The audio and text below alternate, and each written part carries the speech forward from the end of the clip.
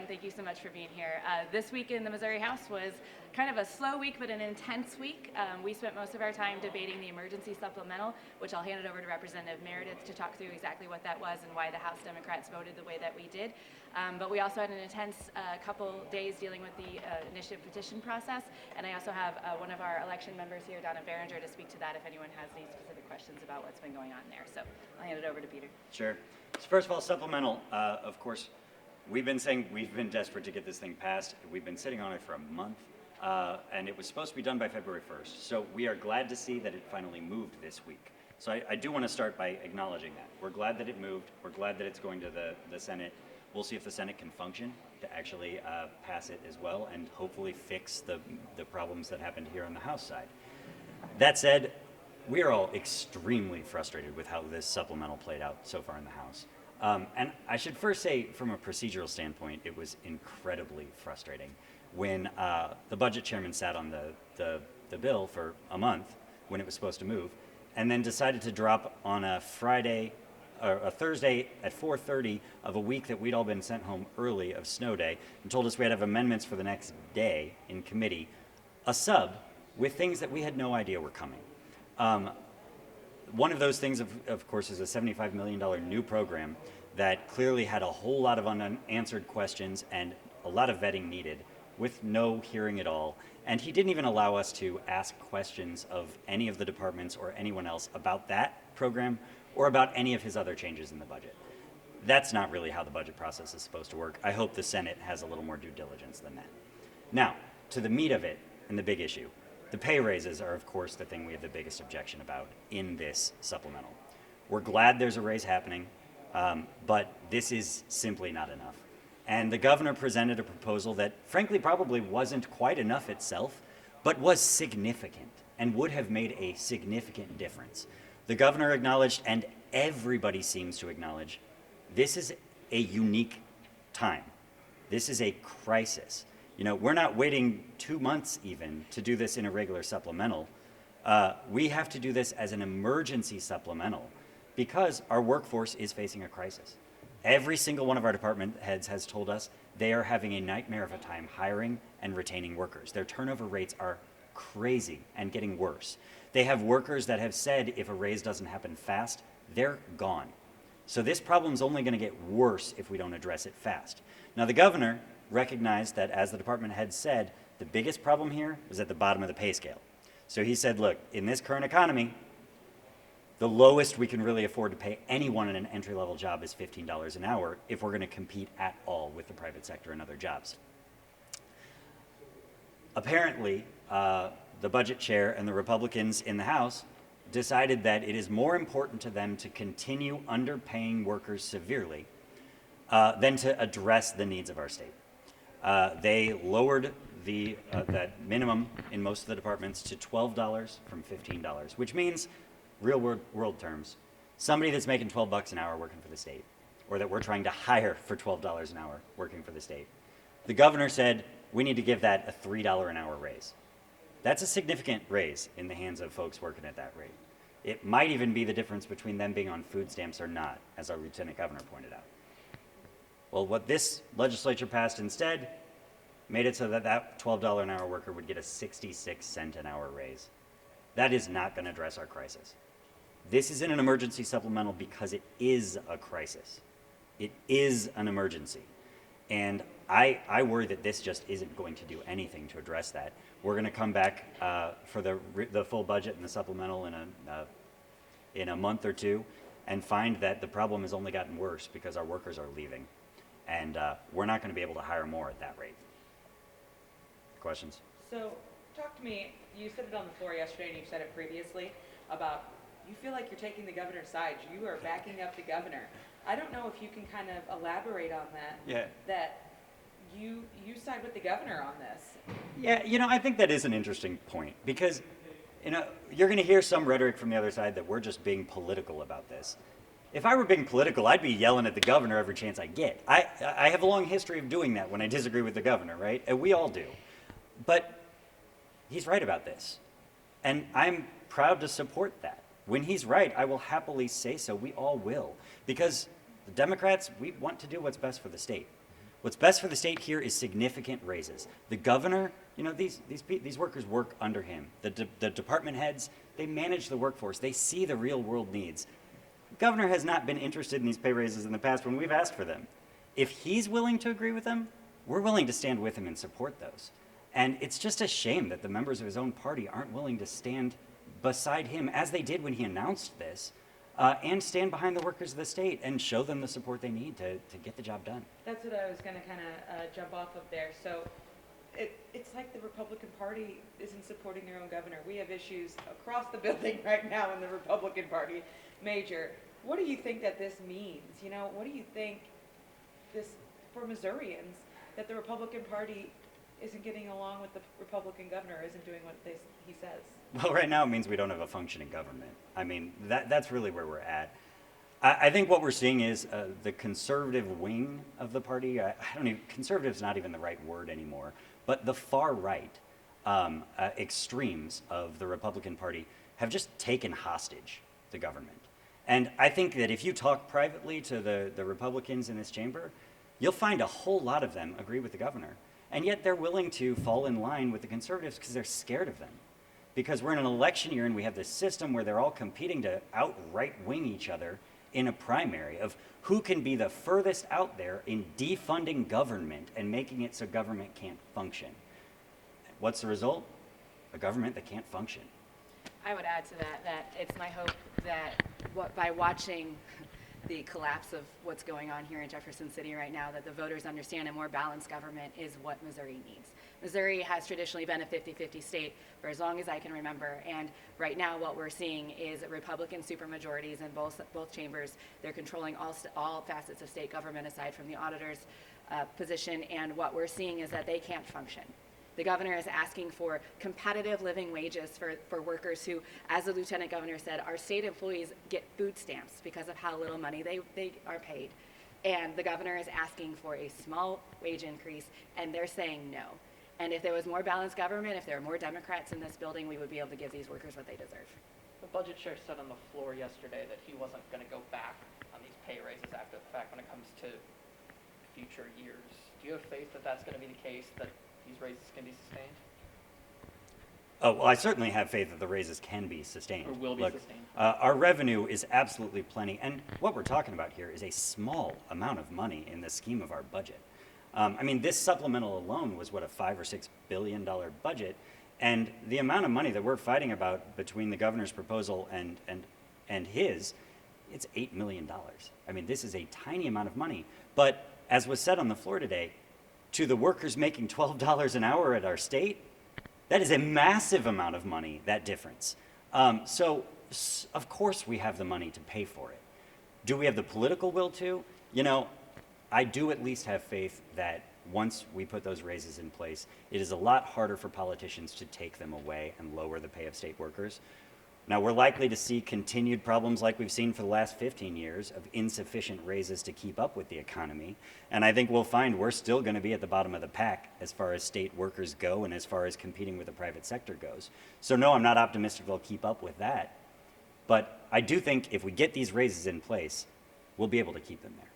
With the program, with this newer program that the budget chair introduced, what do you think the odds are that it'll go through the Senate, and then would the governor even approve it of this program that wasn't in his initial supplemental plan? That's a really good question. None of us will predict what the Senate will do. Now, I do suspect that based on history, and any of them can say otherwise, the Senate is going to be skeptical of a program that comes out of the House like that with no vetting. But the concept behind it is one that some right-wing think tanks around the country are pushing right now. And honestly, it's interesting and worth exploring. I think there's bipartisan agreement that we should explore the idea. I think it's unlikely they think it makes sense in an emergency supplemental. You don't put a $75 million brand new program in an emergency supplemental, generally. As for the governor, again, I wouldn't predict him. I honestly hadn't even considered that he could line item veto that, but he probably could. I think the bigger issue is that that money came from somewhere. That came from money that was in the emergency supplemental because DESE and our schools need it. And he's taking that money from them, from things like you heard, like after-school programs, right? After-school programs have had a much needed boost thanks to federal dollars in a crisis where we're trying to get kids caught up with social and emotional learning loss, so they need after school programs that are robust.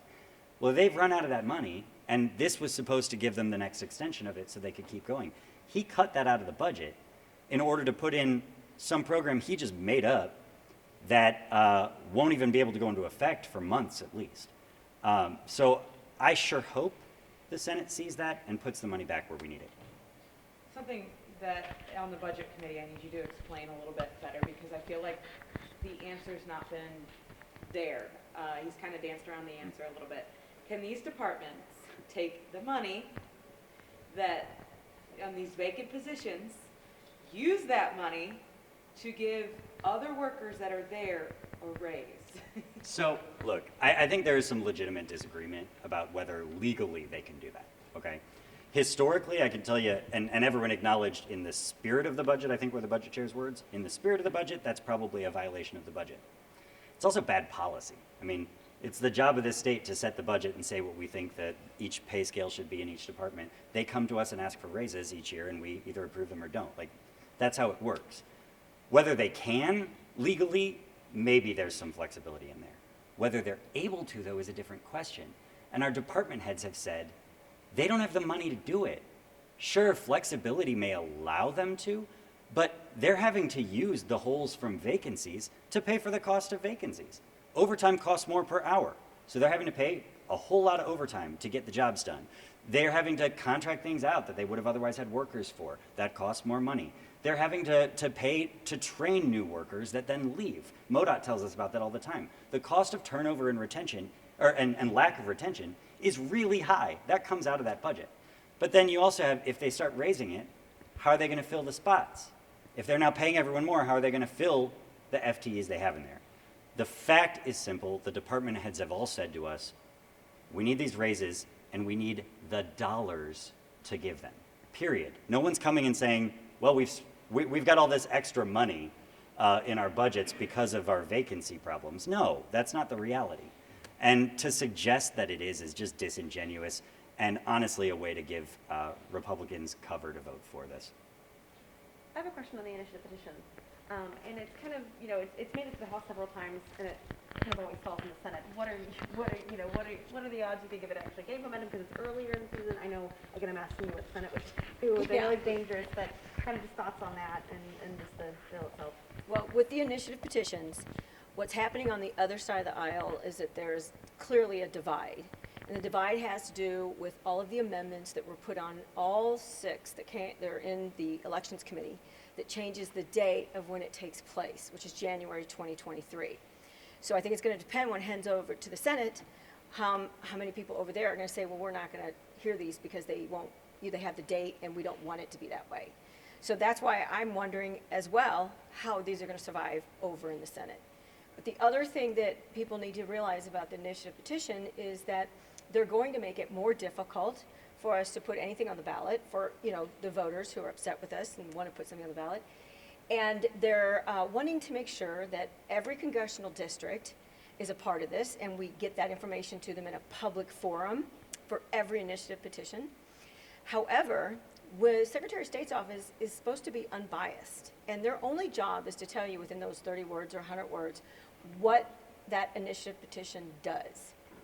How can we trust that our current Secretary of State could do that, knowing that he's using his state website right now to push that he is for passing all these initiatives?